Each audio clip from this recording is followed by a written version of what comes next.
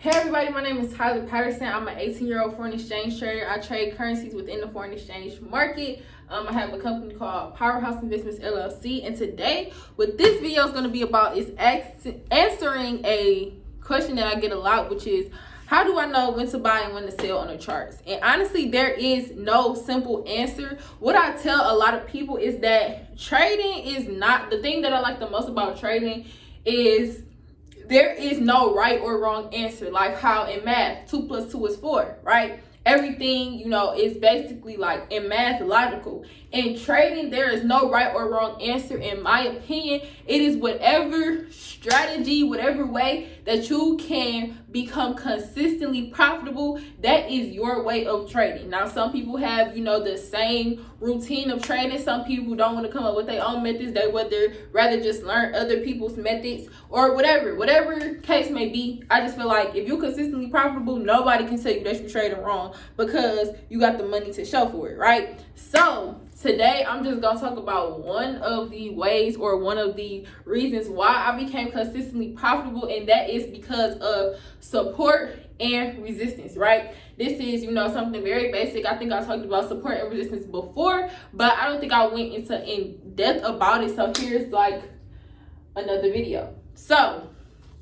right, support and resistance. First, I'm gonna just tell y'all the basis of what it is, and then I'm gonna tell y'all, I'm gonna actually go to like my line chart right here that I drew, and I'm gonna actually show y'all why this, why this is telling you how to buy and when to sell, basically.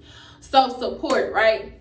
Support. Think of the floor, right? Think of the floor, right? Or in trading. First of all, let's start with trading. In trading, there are only two ways you can go: up or down, buy or sell. As a foreign exchange trader, or even if you're not a foreign exchange trader, if you get on the MT4 app, right? If you get on the MT4 app, there's a buy and there's a sell button, right? Without having any prior knowledge of the foreign exchange market, if you click buy or if you click sell, you already have a 50% chance of making a profit, right? But as a foreign exchange trader, because a 50% is still an F.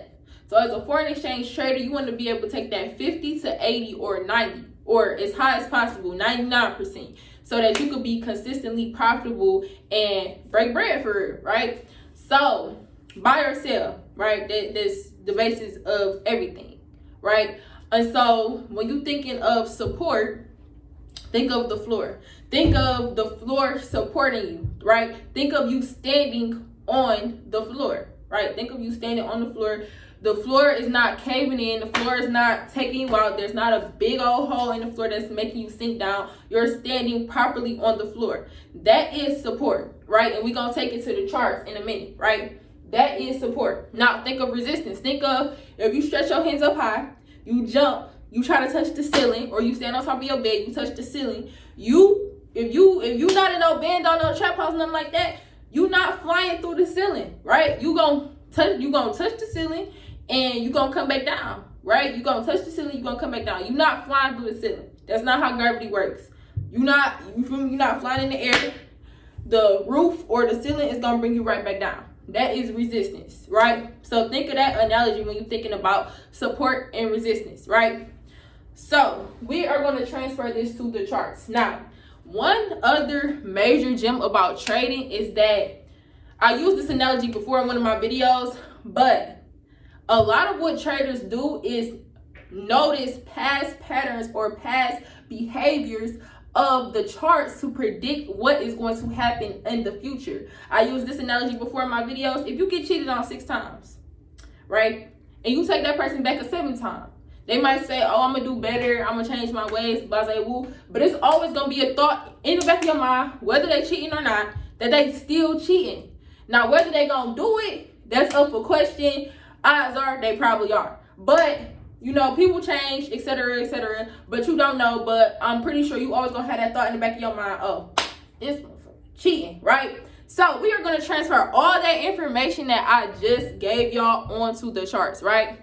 So right here, this is resistance. This is your ceiling, right? Unless there's a major event happening, we not flying through this ceiling, right? We not flying through this ceiling, right? So this is your resistance right here, right? You got the green standing for the buy. You got the red standing for the sales, right? So you can see the green goes up, hit that resistance line, right? Like we jumping up, hitting the ceiling and coming back down, right? Jump up, hit the ceiling, come all the way back down, right? Then you got, up, down. Then you got this big bullish move, right? You got this first big bullish move. You get a rejection right here, right? I don't know if y'all can see from there, but you get this like rejection right here. And then something happens on this last part, right? But before we talk about that, when you have a resistance line, and I actually showed like I actually showed it better on support than I did on resistance. But to identify a resistance, right? What you want to do is you want to find places in the market that price comes to, right? Price buys, and then in a specific point in the market, it just decides to reverse, right? Comes to this point in the market, reverse. Comes to this point in the market and reverse.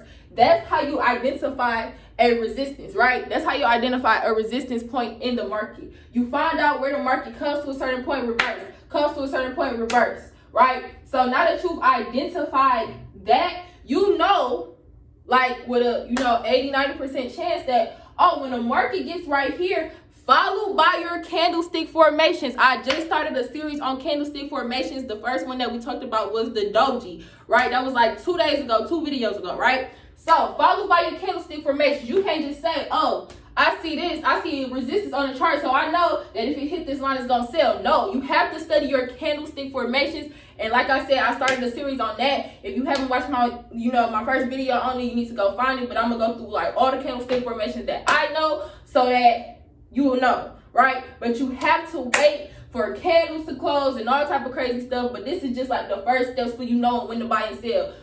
Being able to recognize and identify support and resistance is just the first step on your checklist, right? So, boom, buy. I'm like, okay, I'm pretty sure if price gets to this line, it's gonna sell. Pretty sure if price gets to this line, it's gonna sell, right? And it did, boom, boom. Then even right here a little bit, it had a little drawdown. But then something happened right here. Price ended up going through this line, right? Price ended up going through that line, right? So what you want to know is how you know when to buy and sell. If you're on a resistance zone, when price buys up to the resistance line, 9 times out of 10 is going to sell, right? But you also have to wait for candlestick confirmations to know for sure if it is going to sell, because you can have something like this over here happen, right? Simple as that. That's your step 1, right? So being able to identify points in the market where the market comes to a certain point in reverse, comes to that same point in reverse over and over again. You want to have 3 to 4 places in the market where price comes to the same zone in reverse before you actually call it a resistance zone, right? So that's that on that. So now we're gonna go to support. Pretty much the same thing.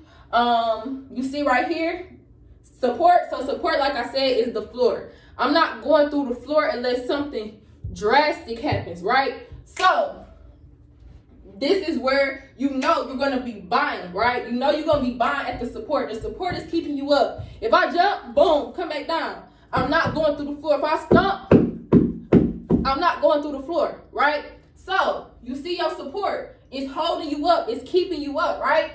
So you sell, boom, buy, right? You sell, hit that point, you're gonna buy up. Sell, hit that point, you're gonna buy up. Boom. Consolidation right here.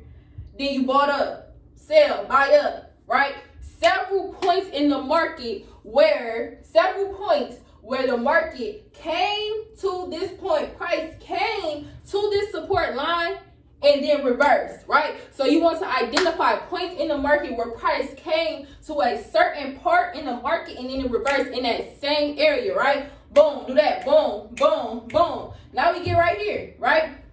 Price decides to break through, right? So that's why you have to watch your candlestick formations to actually know, well, what is going to happen. You have to be able to read candlesticks. This is what you do, right? This is really what it is. You mark up your support and your resistance, right?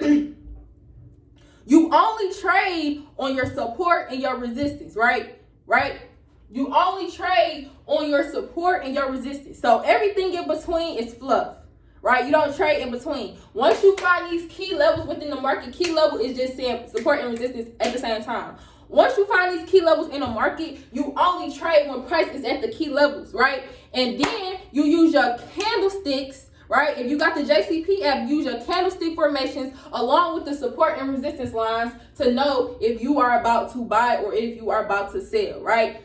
If it makes a doji right here on the support line, you know pretty much it's about to reverse, right? But if a candle closes below this support line and it ain't did that none of these times, think about it. If you look at this, right, and you see all reversal candles, or you see it going back up, going back up, going back up, you don't see no candles break through, then you know, oh, it's gonna go back up like last time. But if you see something happen that's never happened before, if you see something happen that's never happened before, if you see a candle break through, then you like, oh, usually it buys, but it shows me a confirmation that it's going to buy. It has a doji, it has a long wick, it has a reversal candle, it has a reversal pattern telling me that it's going to go up. But this one just broke through. So since that one right there broke through, then it's probably going to sell, because on the flip side, it always buys when I see other things. But usually I see long wicks, I see, you know, the market going up, pushing up, I see bulls, I see green. But I see red, I see breaks.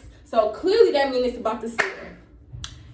And that's step one. So, thank y'all for messing with me on this video. I get this question a lot, so I just wanted to address it today. This is March Madness Day 21. Is my little sister's birthday, so I'm about to go celebrate that. If y'all want to join my group, hit me up. It's not free. It's $234 to join. But yeah, if y'all trying to join my group, hit me up. Signal chats, all that, hit me up. And that's basically it. I'm keep being consistent, keep dropping videos. As long as y'all keep supporting me, keep sharing my videos, keep subscribing to my channel, keep leaving comments, keep, you know, texting me, telling me that this is helping y'all learn and helping y'all profit in the market, I'm gonna keep making videos. So yeah, everybody have a good day, and I will see you guys tomorrow.